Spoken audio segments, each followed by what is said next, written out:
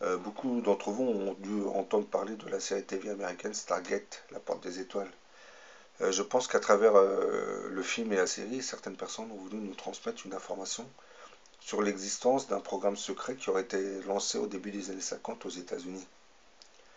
Pour ceux qui ne connaissent pas le film Stargate, l'histoire repose sur la découverte d'un anneau en Égypte que des scientifiques décident de rapporter pour l'étudier.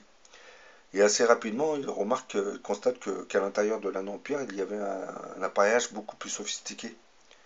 Et les dessins qui étaient présents sur l'anneau correspondaient à une clé. Et lorsqu'ils découvrirent la combinaison, ils activèrent l'anneau en question. Et là, surprise, vous avez un nuage gazeux qui s'était manifesté et qui s'est mis à miroiter.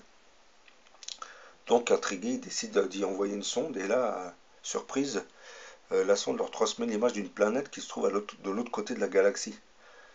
Et lorsque cet anneau s'est activé, il en a activé un autre et entre les deux, il s'est créé une sorte de tunnel. Et les scientifiques ont compris que lorsqu'ils jetaient un objet par ici, il ressortait de l'autre côté. Car que lorsqu'ils activaient cette porte, l'autre s'activait automatiquement. Et depuis quelques années, grâce au témoignage d'un microbiologiste américain, Dan Burrish, il semblerait que les Américains auraient mis au point un appareillage dont le principe de fonctionnement repose sur celui qu'on voit dans la série Stargate.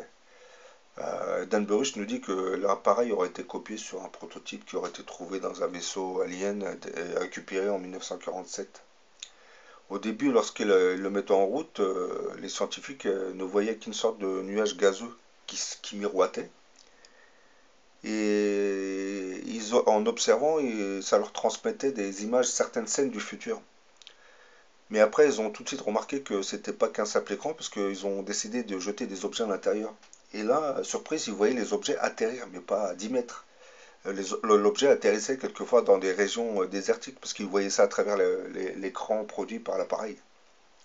Donc ils ont compris que ce système leur permettait de faire des sortes de télétransport, une téléportation en gros. Vous jetez un appareil et il apparaît dans une autre région de la planète. Et Dan Burush nous dit que l'appareil en question serait composé de deux éléments. Le premier est une série d'aimants qui agissent en direction opposée, créant un champ magnétique. Et ces aimants entourent une sorte de cylindre rempli d'un mélange de gaz, le gaz qui servait de déclencheur. Pour activer les premiers Looking Glass, les scientifiques jetaient des appareils, ils m'ont jeté des sortes de boulets, des petits appareils, pour voir ce qu'il en était. Et ensuite, ils observaient à travers l'écran de l'appareil où atterrissaient les objets. Et ils auraient joué avec ça pendant des années et ils ont essayé de retrouver des fréquences pour orienter l'atterrissage des objets. Donc avec le temps, ils ont perfectionné leur système. Et Dan Burush nous dit que la salle dans laquelle se trouvait le Looking Glass paraissait ovale. Je vais vous faire montrer sur le dessin, c'était un peu ça le Looking Glass, vous voyez. L'espace paraissait courbe autour du cœur central. Par contre, il expliquait que lorsqu'il regardait dedans, il voyait comme une sorte de nuage gazeux qui brillait. Ça miroitait en gros. Il nous dit que il se produit avant chaque déclenchement, il se produit une sorte de miroitement juste avant que la lumière ne devienne intense à l'intérieur de l'appareil. C'est un peu ce qu'on voit dans la série Stargate. Vous voyez, quand ils activent la porte des étoiles, vous avez comme une sorte de nuage gazeux qui ressemble à un miroir et qui se met à vibrer. Et il nous dit que lorsque la brillance était intense, c'était à ce moment qu'on pouvait pénétrer dans le Stargate. Et donc, je pense que ce système est une sorte de porte des étoiles qui donne accès à des sortes de portails naturels que les scientifiques appellent les trous de verre. Lorsque vous activez ce genre de portail, il se connecte à un trou de verre qui va l'orienter vers une autre sortie, une autre porte. Donc, comme on le voit, la série Stargate en réalité repose sur un appareil qui existe réellement. Donc, je pense que certains scientifiques ont dû déjà avoir des visions de certaines scènes du futur. Mais comme il nous l'explique, le futur n'est pas tout à fait stable car Certaines scènes auraient donné des scènes du futur qui ne se seraient pas déroulées. C'est comme on appelle ça des réalités alternées. C'est des futurs qui n'existent pas. Et un appareil Looking Glass a toujours besoin d'être jumelé à un autre pour s'activer.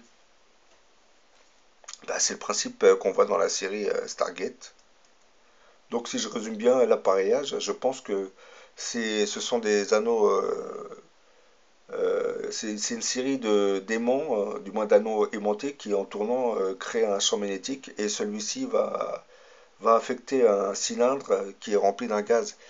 Et l'interaction entre les deux va créer une sorte de nuage gazeux qui va se mettre à vibrer comme un miroir. En gros, le Stargate, le Looking Glass, c'est une sorte de miroir qui vibre. Vous voyez, comme on voit dans certains films fantastiques. Là, je vais vous faire montrer un dessin. Ça ressemble un peu à ça, le Looking Glass, vous voyez. Vous avez l'appareillage, là, qui s'active. Et là, il a été redressé, vous voyez. Et lorsqu'il se redresse, vous avez un nuage gazeux qui apparaît à l'intérieur du cylindre.